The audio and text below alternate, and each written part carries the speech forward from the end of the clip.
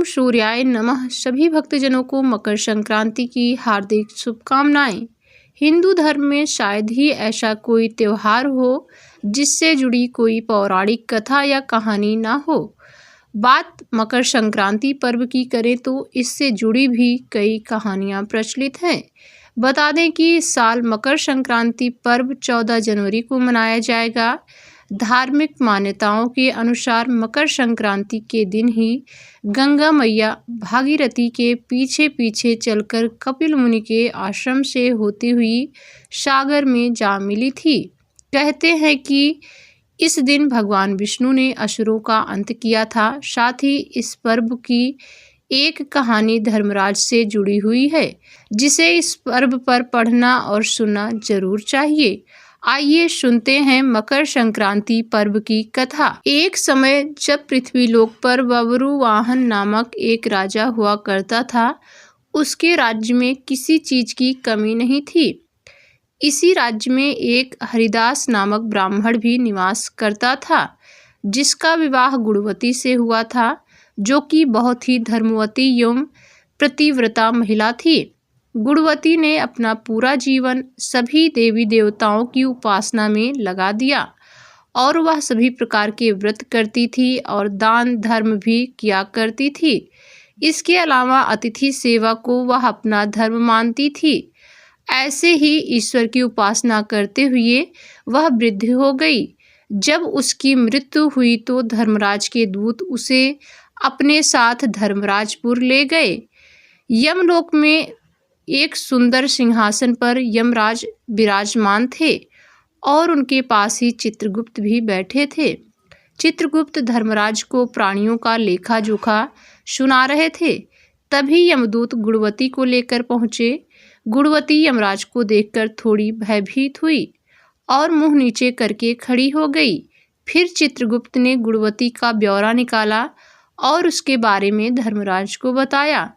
धर्मराज ने गुणवती का पूरा ब्यौरा देखा और वे प्रसन्न हुए, लेकिन फिर भी उनके मुख पर थोड़ी सी उदासी भी छाई हुई थी।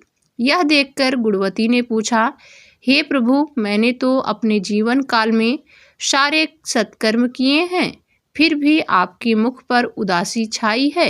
इसका क्या कारण है? प्रभु, मुझसे क्या भूल हुई है? धर्मराज ने कहा, देवी, तुमने सभी देवी देवताओं के व्रत किए, उपासना की है, लेकिन कभी भी तुमने मेरे नाम से कुछ पूजा पाठ या दान नहीं किया। धर्मराज की बात सुनते ही गुणवती क्षमा याचना करने लगी और कहने लगी, हे प्रभु, मुझे आपकी उपासना के बारे में कुछ पता नहीं है। कृपा करके मुझे ऐसा उपाय बताइए प्रभु, जिससे सभी मनुष्य आपकी कृपा के पात्र बन सके। मैं आपके मुख से आपकी भक्ति का मार्ग सुनना चाहती हूँ और मेरी कामना है कि मृत्युलोक पर वापस जाकर मैं आपकी भक्ति करूं और सभी लोगों को इस बारे में बताऊं।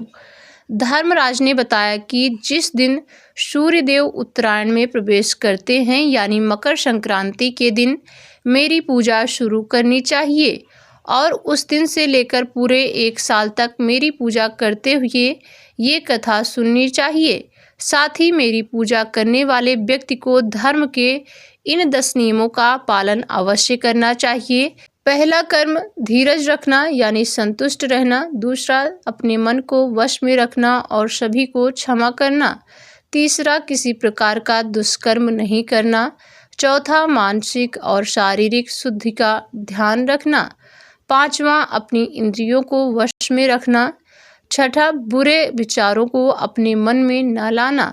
सातवां, पूजा पाठ और दान पुण्य करना। आठवां, व्रत करना और व्रत की कहानी सुनना। 9, सच बोलना और सभी से अच्छा व सच्चा व्यवहार करना। 10वीं बात, क्रोध न करना। धर्म के इन सभी लक्षणों का पालन करते हुए 1 साल तक मेरी कथा नियम से सुने, दान पुण्य और परोपकार के काम करें। अगली मकर संक्रांति पर इस व्रत का उद्यापन करें।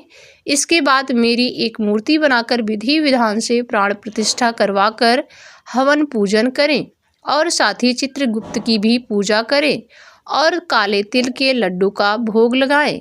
इसके बाद ब्राह्मण भोज करवाएं व बांस की टोकरी में 5 सेर अनाज का दान करें। साथ ही किसी जरूरतमंद को गद्दा, तकिया, कंबल, 56 लोटा व वस्त्र आदि का दान करें। संभव हो तो गौदान करें। धर्मराज से व्रत की पूरा कथा सुनकर गुणवती ने पुनः धर्मराज से प्रार्थना की, हे प्रभु, मुझे फिर से मृत्युलोक में जाने दीजिए, जिससे मैं आपका व्रत कर सकूं, साथ ही इस व्रत का प्रचार भी लोगों के बीच कर सकूं। इस पर यमराज ने गुणवती को धरती लोक पर फिर से जाने दिया। धरती पर वापस आकर गुणवती ने धर्मराज द्वारा बताए गए व्रत के बारे में अपने पति को बताया। मकर संक्रांति आने पर ही गुणवती और उसके पति ने ये व्रत शुरू कर दिया। इसी व्रत के प्रभाव से उन पर धर्मराज की कृपा हुई और उन्हें मोक्ष की प्राप्ति हुई। प्रेम से बोलिए श्री सूर्य नारायण भगवान जी की जय। भक्तों, ये थी मकर संक्रांति की आज की कथा। ये कथा आपको कैसी लगी कमेंट बॉक्स में लिखकर जरूर बताएं। ऐसी और नई नई कहानियों के लिए हमारे चैनल तुलसी संस्कृति परिवार को सब्सक्राइब जरूर करें।